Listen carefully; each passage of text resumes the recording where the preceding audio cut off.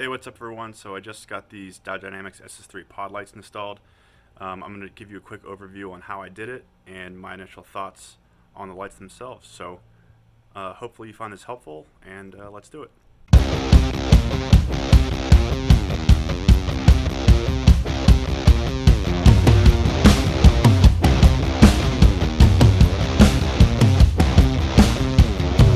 So one quick thing I wanted to say before we got started on the review was that I did get these at a discount from Diode Dynamics. However, they're not telling me what to say or have any say on what goes in my videos. So I just wanted to be honest and get that out of the way.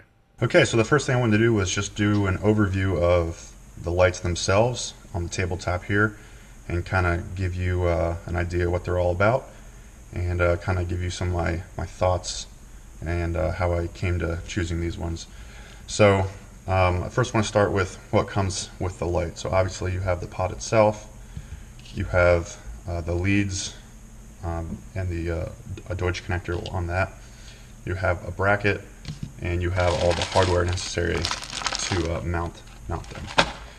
So in front of you right now, I have two white and two amber lights, and these are all in the driving beam pattern. So I'll get into that in a little bit. So as I'm editing this, I just wanted to jump in real quick because I totally forgot to mention that these pod lights come in three different power levels. Diode Dynamics calls them Sport, Pro, and Max, and obviously that's in order of increasing power of the light. And there's three different price ranges associated with that. A pair of Sports start at 180, a pair of Pros start at 300, and a pair of Maxes start at 500.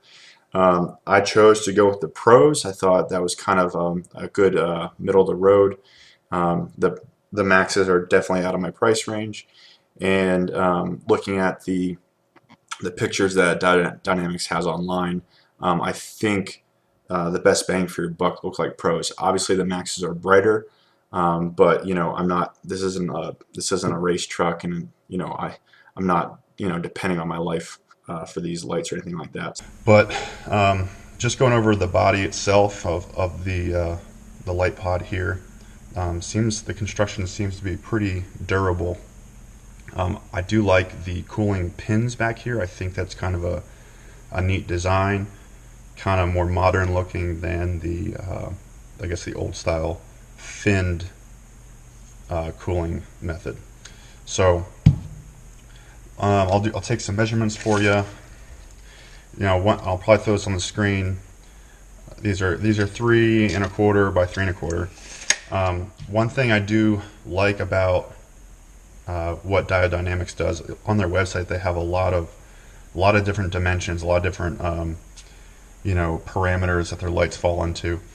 So I think it's really helpful for someone like me that's trying to get everything sized correctly and kind of do something a little bit custom and making sure it's going to fit my application. So now I want to talk about why I got this beam pattern of the driving lights. This is an SAE approved beam pattern for use on the road. That's not really why I got it, but it is a cool thing that Diode Dynamics offers. You can see the beam pattern with those vertical lines in the lens there. And one thing that's neat about Diode Dynamics is that all these lenses are interchangeable, and you can just go on their website, buy a different lens. You can have a whole new beam pattern and a whole new color for the various applications you could be using them for.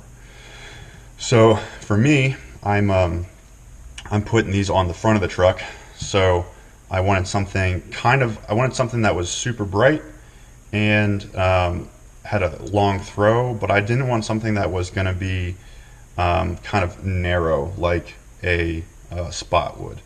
So Diode Dynamics has a lot of different diagrams on their website that kind of show this, but so spot for me I thought was going to be a little bit too narrow. I wanted something to kind of cover my bases, give me a large field of view. I didn't want to go fog light because I already got ditch lights on the sides that kind of help give me light to my 10 o'clock and my 2 o'clock. So I wanted to focus kind of between that 10 and 2. Combo seemed like a good option, but again, I kind of already have like the close near lighting taken care of. So I thought driving would be a good compromise and kind of help me light up everything I need to see. The lights on the truck aren't bad, but they leave a little bit to be desired, especially if you're in off-road and at different weird angles. And if it's dusty and stuff like that, I think an aftermarket light's gonna help a lot. I can customize the angle and make sure I'm throwing light exactly where I need it. Okay, so the next thing I wanted to do was to compare the Diode Dynamics pod to my older black oak LED pods. I've had these black oaks for probably around 4 years or so, give or take, and they've held up okay. I mean, the finish is already. See if I can focus there. The finish is already starting to come up, which I've seen in a lot of other models too. So I don't know if I can really hold that against them. I guess we'll have to see on the finish of the Diode Dynamics light over here to see how that holds up over time. I'll show you a picture of the one in the back that is totally flaking off and looks pretty bad. But like I said, you can't really compare that here. I will say I think I definitely appreciate the styling of the Diode Dynamics light better. It looks way more modern. And just looks higher quality. I think the silver, reflector in here looks pretty, looks kind of cheap and cheesy, especially next to the Diode Dynamics where it's kind of like dark on the inside there, and you can kind of see the, I don't know what those would be called, but little bulb looking things that I guess probably help direct the light. And I kind of mentioned this earlier, but I think this style is just kind of like outdated at this point with the fins. I'm sure it's functional. I do think I believe the efficiency of the pins as far as cooling is better, but Black Oak is still selling this style, and as far as appearance goes, I would have to say the Diode Dynamics looks better. I also appreciate that Diode Dynamics has pretty subtle branding. It's just right there in the center. You don't have this big, black oak thing up here. So I think that's kind of nice. And also, it's if you like the blacked out look, you don't have these, steel screws sticking out that kind of contrast the black there. So because these are two different beam patterns, I won't be able to compare them directly. These are a flood, and this is like the driving, as I said before. So I don't really think that's fair to, I guess either brand. I think the driving, obviously, it's going to have a little bit less spread and a little bit longer throw compared to the floodlight here. But with that being said, I think the next step is to mount these up, and we'll see how they look. All right, so the first thing I did was run some wires from my aux beam switch panel unit here, and I ran it down kind of along the fender here, along the battery, down past all this mess of Ecoboost lines, and then down, eventually ending up right kind of behind the bumper here. I ran 2 sets because I'll be having them run off the same switch. So for instance, I'll have both white lights running off of switch 1 and both amber lights running off of switch 2. And as you probably already saw, I already have some tentative locations marked. So I kind of had to get a little creative. I couldn't really evenly space them out through the opening because I have to leave space for the front hitch receiver. And if you're unfamiliar with how I did this bumper, that's basically so I could run a removable winch in the future. So I want to leave space for a winch sled to slot in there and everything. So I basically kind of spaced them out from either side of the hitch there. I went another 4 inches out to the sides for the second set. I'm probably gonna run the inner two will be the white lights and the outer two will be the ambers. So I think that should be good. And when I go and weld these trick tabs on, which is gonna be the next step I do, you know, I'm gonna weld them to kind of the front face, you know, the front top surface of that crossbar there. And that kind of brings it out forward. If I do on the back side, they kind of get tucked in and they kind of get a little bit more hidden. I want them to be a little bit more flush if possible. And one thing I just want to mention is that there's a nice slot in the bracket.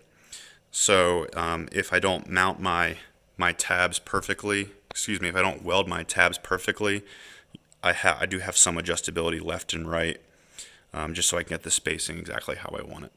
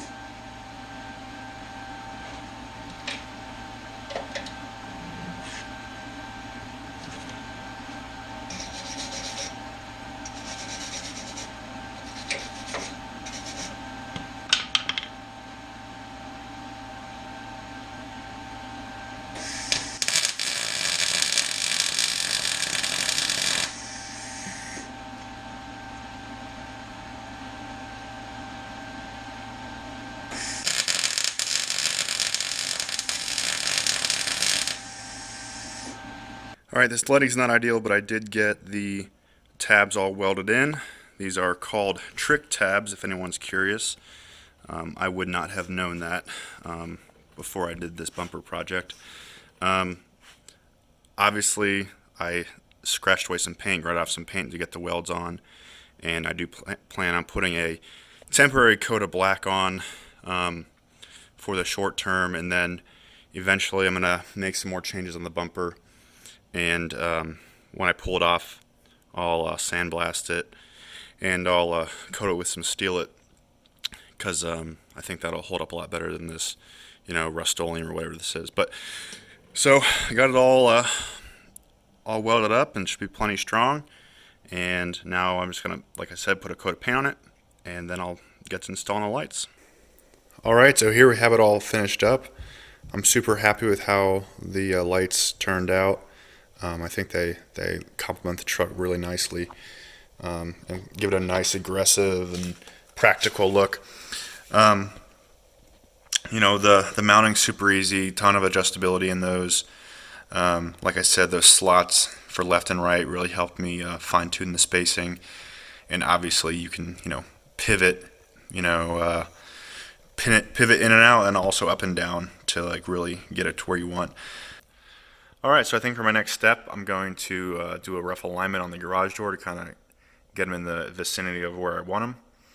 And then I'll drive out in the middle of nowhere and grab a short video of the beam pattern in both amber and white to kind of give you guys an idea on what the driving lights look like. So, alright, next time you'll be seeing this, probably be night. Okay, so we're going to go through some stills here that I took when I went out testing these at night. I just parked on a gravel road, and it should give you a pretty good idea on how they would perform for you. So what you're seeing in front of you right now is just my stock low beams on my F-150. Now the truck did come with factory HIDs. The bulbs have never been changed. They're about, you know, what is it, 8 years old at this point. So they probably degraded a little bit, but I think as far as normal OEM headlights go, they're still pretty good. So yeah, the low beams is what you currently see in front of you. You know, nothing crazy to talk about there. Moving on to the high beams and low beams, of course, together. You can see that the range is greatly increased, and the picture doesn't do it justice, but the width, or like the the span's a lot greater here. Let me switch over to just the SS3 Pro driving lights, and as you can see, the color's a lot more white, which is nice. The HIDs kind of had a yellowish hue. It's a little bit more narrowly focused. It's only really covering the road and like the berms to either side, and the distance is greater. You can see in the picture. I will also say that the picture doesn't really reveal how far this light actually gets thrown. It's significantly more than the high beams do originally. And so we're going to, for reference, go back to just high and low beam.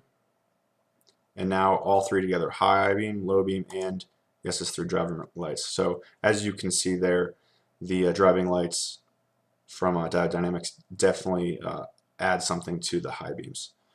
So once again, for reference, we're going to go back to high beam and low beam, and now we'll just bring up just the amber driving light. So obviously amber you're probably going to use in like inclement weather like snow or dusty conditions. Okay, high beam, low beam for reference once again. And now all three, high beam, low beam, and amber. Obviously your range in the amber is not going to be as far, but you kind of see it is definitely, you can see some yellow colors here where it's contributing and adding distance to the high and low beam combo. Okay, so now I'm going to switch to just low beams, because I'm going to add low beams and my ditch lights here to the left, just kind of show you guys my current setup. So as you can see, the ditch lights do a great job of lighting up the close area, maybe at 10, 2 o'clock. And these are floodlights, so they're going to have a very wide span. Now let me do low beams, ditch lights, and the white SS3 Pro driving lights, and as you can see, my total package, I have really good lighting. I can see down the road, I can see to my left and right, and I think this is going to be a really good combination that works well for my needs. Alright, so I hope you found that video helpful. I think for the money that they're a pretty good competitive option to Baja Designs, Rigid, and so on. Time will tell. I'm excited to see how they work and see how they hold up. So I'll be sure to give any updates if anything significant happens, and let me know if you guys have any questions. Thanks.